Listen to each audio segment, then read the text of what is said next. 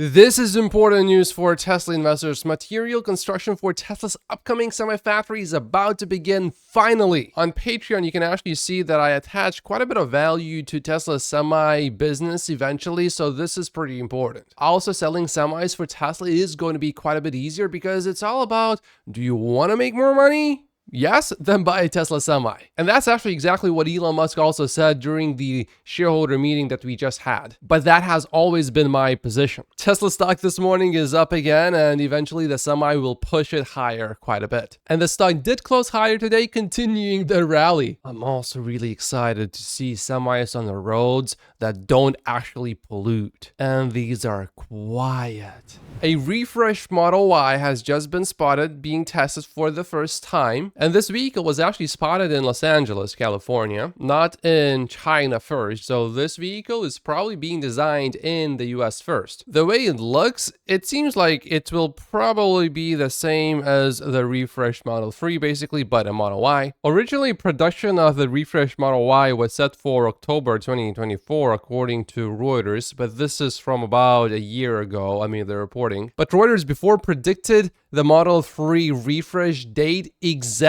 and accurately, so there is a lot of credibility there. However, Elon Musk said that there is no Model Y this year. Please stop hinting that there is, as it damages our sales of the current version. So if it doesn't come out this year, around October, that means that Tesla actually changed its plans or something got delayed, which seems to be the case, because with a Model 3, I don't remember anyone really strongly denying, oh yeah, it's not coming this year. So I assume there is no Model Y this year, but there's a chance we might have one, but it's not very high. I assume it will come out in the first quarter of next year. But I will start uploading some political videos on this channel much sooner than that. Subscribe if you would like to see that. And don't worry if you only want to see Tesla content, because all of that will be on a separate channel on the old channel. This is a new channel. I'm just trying to get some momentum for it first. There's an update on the Tesla's legal case in Delaware. So we know that the lawyers are now asking for $7.3 billion based on today's Tesla stock price. Tesla, however, is arguing that they should only get paid $13.6 million, which is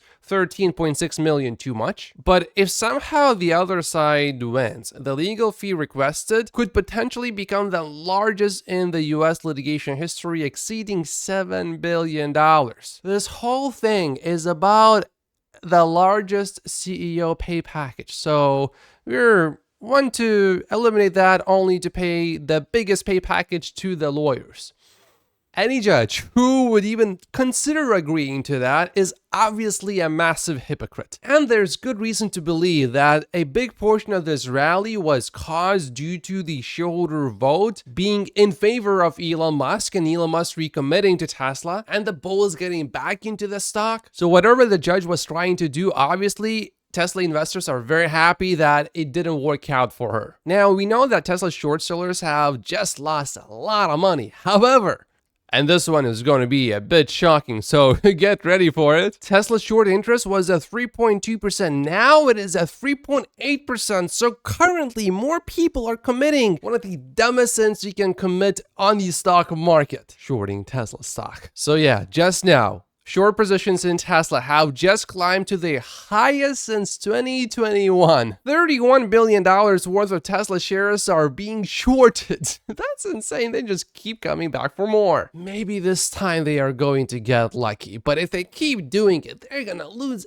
everything eventually badly. And just days ago, Elon Musk talked about obliterating Tesla shorts, and the last time this happened, Tesla's stock, it went up 15 times higher from July 2019 through 2020 of December. And if you keep going further, the stock was up as much as 2,500%. So now that I'm thinking about it, the reason why the stock went up is not because of a short squeeze, which is actually good news, because that means if the stock keeps going up just a bit more, that means we will have a short squeeze. And then that happens, not only would it obliterate Bill Gates, it could easily start another big Tesla stock rally perhaps pushing it to all-time highs even in the best case scenario. Gary said last week that those who short Tesla stock should have their heads examined, and obviously they didn't because they keep shorting Tesla stock even more now than before. But the fundamentals of the EV business are too strong, and Tesla stock is too well positioned to take advantage of the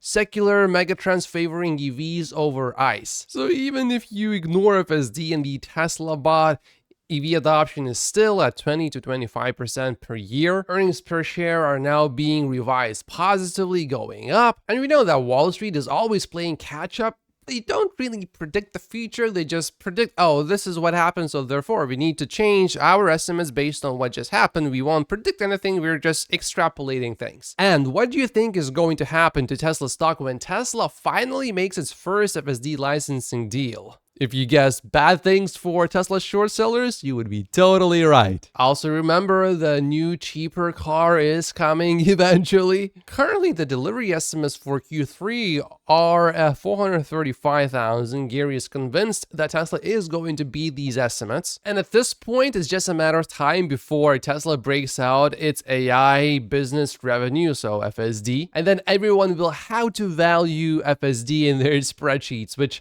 in many cases right now don't exist for FSD. Elon commented on this post, Tesla regains top spot as Koreans' favorite foreign stock. According to the Korea Securities Depository, the total holdings of Tesla stock by Korean investors amounted to almost $15 billion. That's a lot of money, and that's why Elon Musk calls Korean people smart people, unlike Tesla short sellers. Oh, and Tesla stock rejoins Magnificent 7 as shares go for 9 straight gains. Tesla also resumed hiring in South Korea, so yeah, I don't think we should see any more layoffs. Seems like Tesla is hiring everywhere again. Tesla is hiring a senior battery process engineer in South Korea. Tesla says this position is mainly responsible for the rework and remanufacturing process of modules and battery packs in remanufacturing workshop. Tesla's new senior battery process engineer post comes as LG Energy Solution prepares to start production on 4680 cells at its factory in South Korea. So the two are likely highly connected. And Tesla currently has 55 positions in the US just for the energy business. AJ shared his thoughts what Tesla stock is going to do in the short to medium term. He got a question, should I just sell my Tesla stock right now, take the gain, and then re-enter at a lower price? But his view is that the risk is to the upside, and in the long term, the risk is definitely to the upside, which is why I don't sell Tesla stock, even if I think in the short term, the chances are it is going down. Because if you make a mistake just once, you can easily miss out on huge gains, 5x gains, 10x gains, and re-entering at a higher price compared to where you sold, psychologically, it's so difficult. But why does AJ think the risk is to the upside? Following the positive shareholder vote and Q2's demonstration of healthy demand, Tesla's specific upside catalysts appear to provide a strong foundation for the rest of the year. Q1 earnings call comments led to a massive rally, Elon reaffirming newly announced vehicle launch timeline, and CFO potentially doubling down on bullish 2024 energy storage outlook could solidify stock at current levels. Early August creates a buy the rumor type situation, but usually on the day of the event, Tesla stock goes down, so don't be surprised if the stock actually falls on the day of the event. AJ too agrees with Gary Black that there are early indicators that Q3 deliveries are likely exceeding Q2 deliveries. I haven't really looked into that in detail, but I'm seeing people say that. FSD has reached a level of sophistication that enables upside surprise risk. Weaknesses observable in latest version appear relatively standard, meaning can be eliminated as part of the usual polish after a significant but early new release. The Optimus program has made remarkable progress over the past 2 years. It's likely Tesla will share further Optimus videos in 2024, showing off more refined and advanced object manipulation and bot mobility. And then mass production and new Tesla's energy factory in Shanghai in Q1. But he does agree with me that the biggest catalyst that can sort of come out of nowhere at any time is FSD. And look at how many videos Omar is posting. Most are no intervention, somehow 1 or 2 accelerator tap presses. We are getting to a point where if someone posts like a 1 hour no interventions drive, it's not really all that special. We want to see like multiple hours now. Or if it's, let's say, a 30-minute drive, 1-hour drive, no interventions, we want to see that over and over and over and over again, and not in California or specifically San Francisco. So when a new version comes out, if it's really, really, really good and made huge progress, I don't think it will necessarily be immediately apparent. It will take at least a few days, maybe even a week or two, to really understand, oh, this version, people just keep driving and nothing bad happens. Now, when I say a 1-hour no interventions drive is not that impressive, I specifically mean highway. If it's in downtown, rush hour, 1 hour, no interventions, yeah, that would be pretty incredible even right now. But there aren't that many moves left that Tesla can do just by itself, like one move by itself. Very few things are left like that actually are impressive. What's impressive now is when Tesla does something over and over and over and over again, like here,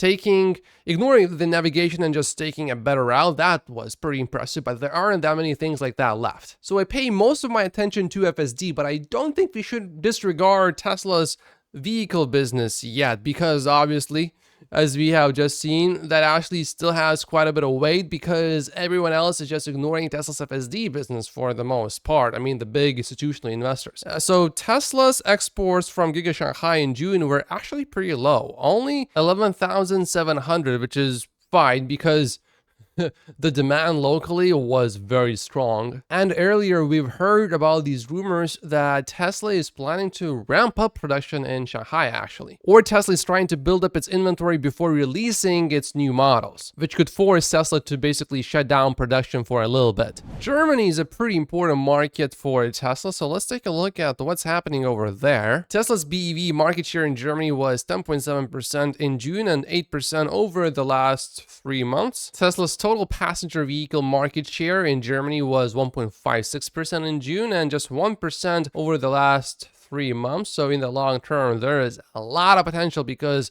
the number should be at about 10% eventually. BEV adoption in Germany reached a new high at 14.6% in June 2024 since the end of purchase incentives. You have to sort of ignore this because of these purchase incentives, but now there are no more incentives. So the growth we are seeing at this moment, that's actual real sustained growth. Germans really like the Model Y. They bought 3,340 of them in June, and the Model 3, they don't like this car as much. They only bought 1,200 of those. Still quite a bit though. Tesla is barely selling any Model S's and X's in Germany. But BEV market share growing without incentives, that's good news for us Tesla stock investors. Rollout of the latest FSD version continues. Now it is in Canada as well. I don't have it yet though. Here's another experience from someone on this latest build, and Omar says there are many such cases like this one. Just took a 75-mile no intervention hands-free drive with FSD 12.4.3 on my Tesla Model Y in Ventura and LA counties on freeways, highways, and service roads. Drive was perfect, getting close to a robotaxi FSD. Here's another pretty long recording. Whoa, that was pretty close. From Omar. This was 46 minutes. So he took someone for a ride on this latest build and he let him pick the most adversarial destinations he could think of. In the beginning, there were a few issues, but later on in the video, everything was pretty good. It handles all these windy roads that are a bit tight really well, and they went through these for quite a while. Here's another Cybertruck that got into a car accident, and this one was T-boned by a Ford pickup truck. It almost looks like it was hit by two different objects because the doors are so dented and the B-pillar remains seemingly intact. I mean, it didn't budge. Obviously, there's a bit of surface damage, but not structural damage, it appears, to the B-pillar. I think that's because the Ford just sort of wrapped around the B-pillar. It's almost like it hit a pole. Not quite like it, but you can sort of see it. So if you are ever afraid of getting T-boned, get a Cybertruck for yourself. You will probably be fine. This is good news. A record dollar amount of Tesla shares are being traded. This analysis demonstrates that the last 5-day period represented a new year-to-date record of $172 billion. And today is going to be another high day. High trading volumes are good because it's an indication that people actually want to buy the stock, and it's not because, oh, no one is selling or buying, but that one day someone decided to buy a bit more than usual. No, this is actually pretty good. And look at today's volume. That's very high. 156 million? Whoa. This just continues. It's an indication that maybe we just won't drop immediately back to where we were just now. Omar calculated how much these lawyers would make per hour if they are granted the $7.2 billion that they asked for. They would make $370,000 an hour. That's just beyond ridiculous. Today we are officially just 1 month exactly from the August 8th unveil of the robotaxi. So I'm looking forward to that. Also, did you know that the US government is buying Model 3s? Electrify America has introduced a congestion reduction pilot program at select locations. Once a vehicle reaches 85% state of charge, the charging session will automatically end and drivers will have 10 minutes to move their vehicle before idle fees are incurred. Now, Tesla does something similar to this. However, you can keep charging, but you will just pay more for that extra charge. But from what I'm reading here, it doesn't seem like you can keep charging, but at more money, you just have to go. Also, with Tesla, idle fees only apply when a supercharger station is at 50% capacity or more. But that doesn't seem to be the case with Electrify America. My understanding is that no matter how busy these locations are, you will pay the idle fee. Maybe I missed something, but it doesn't seem so. Also, when asked by a customer on X to repair the current broken chargers, Electrify America said the team is still working on improving the network, which includes repairs and upgrading chargers. I think they should fix these chargers first before charging idle fees. This is funny. Driverless Waymo pulled over by Phoenix police for wrong way driving.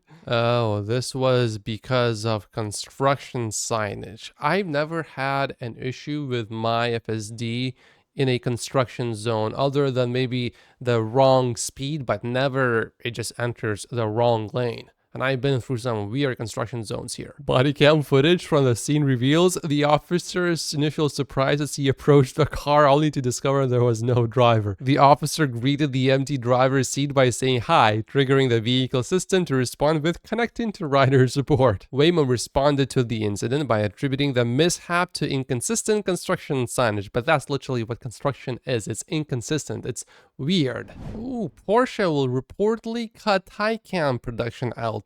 Lucid just announced Q2 production and deliveries. These are record sales, and the stock, as I'm recording, is up a little bit. However, just like in Q1, there's a suspiciously high share of revenue coming from the Middle East. So they are probably selling the cars sort of to their own shareholders. And Lucid's main market, North America, that market is decreasing. The Saudis seem to want to build a local auto industry. I wish them luck. They will need it. Cadillac is advertising its $340,000 EV. They call it a bespoke journey. Someone predicts it's gonna be wild seeing these for $80,000 with 20,000 miles in 2026. Batteries are getting cheaper, and battery maker LG Energy Solutions Q2 profit dropped 58% year over year to $141 million. In the meantime, this huge battery maker declares emergency as EV sales disappoint. With these companies experiencing lower profits, they might spend less money on developing new battery technologies, which would be favorable to Tesla's 4680 batteries, as Tesla would be facing less competition. Tesla bear Tony Sacconaghi was just on TV. He says, "We believe that autonomy is a ways out, and we don't believe that Tesla will uniquely solve that problem. Waymo's been working at this. We have been doing trials since 2012 on self-driving. Tesla has not done any public trials, except for the millions of vehicles on the roads that are capable of FSD, and with many people, hundreds of thousands of people actually having FSD functioning on their vehicles, me included. That public trial, is sort of, customers only trial. Waymo makes it hard to find what's their total fleet size currently, but a year ago it was only 250. Tony Saganaki is going to be so wrong about this. James Damwood just published an interesting article about FSD and is getting a lot of attention. It already has 300,000 views. Let's take a look at this. In 2003, Skype launched an internet protocol voice service, and within a year it had 1 million users. A year later it had over 50 million. It was the fastest growing new technology in history. This was possible because it directly substituted for an existing widely used service, long distance phone calls. And also because it did so at a much lower price point using already available infrastructure, personal computers, and the internet. It didn't need to generate demand because demand for phone calls was already widespread. All it needed was a software download and a cheap sound card. Though the growth of Skype was a novel phenomenon at the time, similar explosive growth services have occurred several times since. And they share common elements. The core technology change is a software upgrade riding on existing infrastructure, and the core service is a direct substitute for something already in wide use but at greatly reduced cost or with greatly increased utility. We are going to see Tesla do something similar with robotaxi service when it ships in the near future. Skype didn't immediately eliminate long distance charges and not everyone used it, but the telecommunication service was forever changed. Skype had first mover advantage and this was enough to get them a huge valuation, but they had no durable advantages. But by contrast, Tesla has durable advantages in the robotaxi space. It is the only entity with an existing fleet of millions of robotaxi capable vehicles already deployed. Nobody else has the data center infrastructure, the domain expertise, the custom hardware design, and manufacturing capabilities. Incumbents cannot lower price to compete because transportation, unlike long distance service in 2003, is a low margin business. To compete, others will need to field their own low cost robotaxi fleets. But to do that, they will need to master high volume EV manufacturing, which is very difficult. Develop the software infrastructure needed by mature internet-connected fleets, which is very difficult. And develop both the hardware and software needed for full self-driving. Even more difficult. There's a bit of pushback here. I agree that Tesla has a massive advantage right now that is not easily overcome. However, I think there will be a fundamental change in AI over the next 5 to 10 years, such that there will be a huge drop in the amount of data needed to train models. That's how our brains work. And true, the tech is advancing rapidly and almost any of the current barriers might fall in the next 5 or 10 years. And once the market is proven, competition will blossom. But Tesla can use the new techniques too, and they will have a massive foothold by the time technical advances are able to dramatically reduce the needed investment. Which is why I don't see any guarantee that they will own the market outright, but the situation where they don't end up with significant market share is pretty unlikely. Remember, it takes more than just a working software stack. You need to be able to manufacture the platform, and making world-class cars in high volume is really hard, while at the same time being so good at software. So if you can combine the two, it's going to be almost impossible to compete with such a company. That's it for today's video. Like and subscribe. Keep in mind though that this channel later will be political, so subscribe only if you want to see political videos. Later, Tesla videos will be on a separate channel, so if you don't want to see anything political, don't worry, you will not have to see that. By joining Patreon, you will have access to all of my exclusive videos on Patreon, as well as how much I am willing to pay for each Tesla share between 2024 and 2033. If you join the investor tier, you will also have access to my valuation model, where you will see all of my assumptions, including deliveries, the energy business, Tesla's future businesses like FSD, and of course much more. And then if you want to easily download that and put in your own numbers, then this third tier is for you. To all of my Patreon supporters, thank you so much. Make sure to like the video and subscribe if you haven't yet as well. It's really important to like the videos because that makes it less likely that the channel will be shadow banned later, like my other big channel got shadow banned before from about 50% of my regular viewers. Thank you so much for watching, and I will see you in the next video.